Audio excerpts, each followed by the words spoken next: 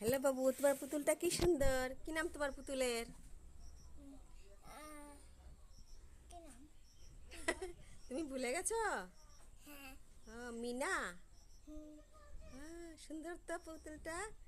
বাবা, কোন ক্লাসে পড়ে তোমার পুতুল? স্কুলে যায় না?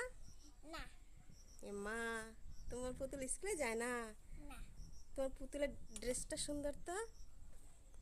1,000 টাকা কিনছি। তাই নাকি? দেখি এখানে দাঁড়াও, তুমি দেখি। হ্যাঁ, তোমরা দুজন বোন? হ্যাঁ। তাই নাকি? একই। আমি ওর বাসায় ঘুরতে এসেছি। তোমার নাম কি? আর নাম আয়শা। তোমার নাম? এশা।